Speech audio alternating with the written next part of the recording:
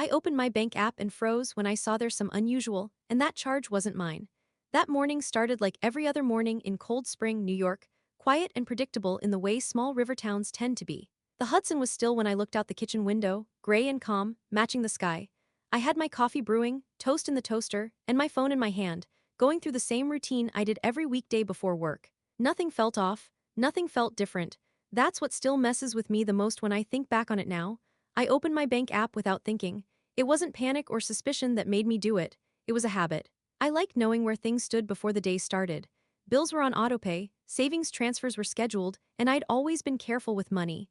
I lived alone, worked hard, and liked the quiet stability I'd built for myself. So when the app loaded and my balance showed up, my brain didn't register the problem right away. It took a second, maybe two, then I saw the charge. It was large enough to stand out immediately. Not something that blended in with groceries or gas. It was bold, recent, and sitting there like it had every right to be. My stomach dropped so fast it felt physical, like I'd missed a step on the stairs. I stared at the screen, blinking, convinced it had to be some kind of delay or error. Because I knew, with absolute certainty, I didn't make it. I scrolled down slowly, my thumb suddenly shaky. The merchant's name didn't ring any bells. It wasn't local. It wasn't even from New York. The timestamp said it had gone through late the night before, a time when I'd been home, alone, watching a rerun with my phone charging across the room. I hadn't ordered anything online. I hadn't gone anywhere, I hadn't even left the house. I refreshed the app, once, twice, the charge didn't disappear. I sat down at the kitchen table, coffee forgotten, toast burned. I pulled up my transaction history and started going back days, then weeks, my heart beating faster with every scroll. At first, everything else looked normal. Familiar places, normal amounts. Then I noticed something else. A small charge from a coffee shop I'd never been to. Another one from a parking app I didn't use. They were small enough that I might have missed them if I wasn't looking closely, which scared me more than the big one. I felt exposed in a way I couldn't explain, like someone had been inside my life without me noticing. I checked my wallet immediately, flipping through cards with clumsy fingers. Everything was there, nothing missing, no alerts from the bank, no fraud warnings, just those charges sitting quietly, waiting for me to notice. I called the bank right away. The automated system felt painfully slow, every menu option stretching my nerves tighter. When I finally got a real person, I tried to explain calmly, but my voice kept cracking anyway. The woman on the line asked me to verify my identity, then pulled up my account. She told me the charges were pending, not finalized yet. She asked if I recognized them. I said no. She asked if anyone else had access to my card. I said no again, more firmly this time. She told me we could dispute the charges, but she also asked a question that made my chest tighten. She asked if I'd recently shared my card information online or logged into my account on a public network. I told her no. I worked from home. I used secure connections. I was careful. She didn't argue, but I could hear the hesitation in her silence. After the call ended, my kitchen felt too quiet. I looked around my apartment like it might offer answers. Everything was exactly where I'd left it. Doors locked, windows closed, no signs of anything out of place, and yet my bank account told a different story. I spent the rest of the morning distracted, barely able to focus on work. Every few minutes, I'd open the app again, half expecting the charges to be gone. They never were. By lunchtime, a new one appeared. Smaller, but unmistakably not mine. That's when panic really set in. This wasn't a one-time mistake. Someone was actively using my money. I started retracing my steps, going back weeks in my mind. Had I handed my card to someone at a restaurant? Had I ordered something online from a sketchy site? Had I clicked a link I shouldn't have? Nothing stood out. I wasn't careless. That was always something I took pride in. That afternoon, I left my apartment for the first time that day to clear my head. Cold Spring was busy in that soft, touristy way it always got, people walking along Main Street, browsing shops, enjoying the river view. Normally, it comforted me. That day, it made me feel more alone. Everyone else looked relaxed, unaware that my sense of safety had cracked open over something as simple as a number on a screen. When I got back home, I checked my mailbox, even though I didn't know what I was looking for. Bills were normal. No strange letters, no missing mail. I went inside and locked the door behind me, suddenly aware of how vulnerable I felt living alone. I hated that thought. I hated that a financial problem was bleeding into something more personal. That night I barely slept. Every time my phone buzzed with a notification, my heart jumped. I dreamed about numbers draining away, about trying to dial for help and never getting through. When morning came, I opened my bank app again before my feet even hit the floor. More charges. At that point, the bank froze my card and issued a new one. They assured me the money would be returned after the investigation, but their calm didn't help, because the question that kept echoing in my head wasn't about money anymore. It was about how did this happen without me knowing? I started checking everything: email logins, password change notifications, credit reports, nothing obvious showed up, no alerts, no warnings. It was like whoever was doing this knew exactly how to stay invisible. That scared me more than the loss itself. I called my sister that afternoon, just to hear another voice. I told her what was happening, and she immediately asked if I thought someone I knew could be involved. I laughed at first, then stopped. The thought didn't feel as impossible as it should have. She reminded me to think about anyone who'd been in my apartment recently, anyone who might have had access to my mail or devices. That's when small memories started resurfacing. A repair technician who'd come by a few weeks earlier to fix the heater. A friend of a friend who'd crashed on my couch one night after too much wine. A neighbor who'd offered to help carry in groceries and lingered longer than expected. None of it felt incriminating on its own, but together, it made my skin prickle. That evening, as I sat at my laptop reviewing statements again, I noticed something I hadn't before. One of the charges was tied to a subscription service, not a one-time purchase, a recurring one, weekly, active. Whoever was using my card wasn't just testing it, they were settling in. I felt anger rise up through the fear. Not just at the theft, but at the violation. Someone had decided they were entitled to what I worked for. Someone had slipped into my life quietly and assumed I wouldn't notice. I contacted the bank again and pushed harder this time. I asked for timestamps, merchant locations, IP information, anything they could give me. The representative told me one of the charges had been made in person, not online. That stopped me cold. In person meant physical presence, a card swipe, a terminal, somewhere real. Cold Spring isn't big. That thought echoed in my head long after the call ended. That night, as I lay in bed staring at the ceiling, my phone buzzed with an email notification. It was from a store receipt, a digital receipt, thanking me for my purchase. The address listed on it was less than 10 minutes from my apartment. And that's when I realized this wasn't just fraud happening somewhere far away. Whoever was doing this was close. That receipt email sat on my phone screen like it was daring me to do something about it. I read it over and over, my brain struggling to accept what my eyes were telling me. The store name meant nothing to me, but the address did. I knew exactly where it was. I'd driven past it dozens of times. It wasn't some anonymous place far away. It was right here, woven into the same small-town routine I lived inside every day. I didn't sleep much that night. Every sound in my apartment felt louder than usual. The radiator clicking, a car passing outside, the upstairs neighbor walking across their floor. My mind kept replaying the same question on a loop.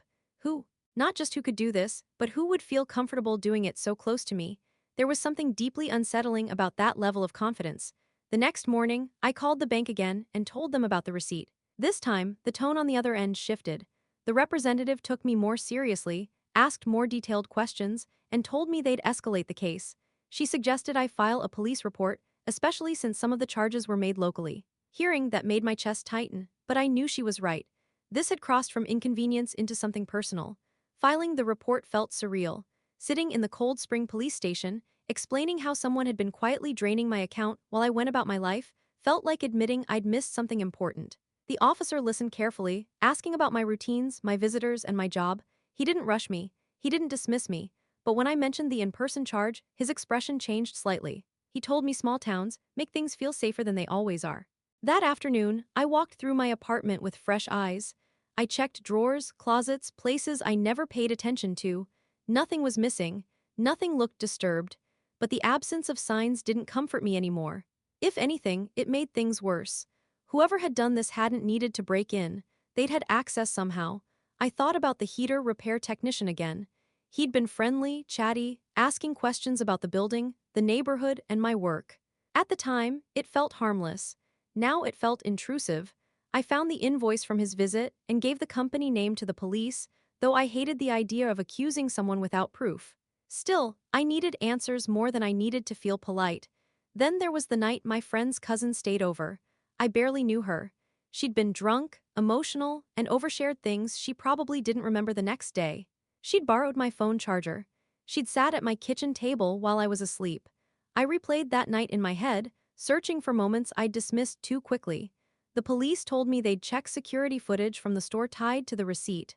Waiting for that felt unbearable. Every hour stretched. I checked my phone constantly, even though my card was frozen now. The damage had already been done. What I needed wasn't just my money back. I needed to understand how this happened so I could feel safe again. 2 days later, I got the call. They had footage. The officer asked me to come down to the station. My hands were shaking as I drove there, my mind racing through faces, names, possibilities. I told myself not to jump to conclusions, But fear doesn't listen to logic very well.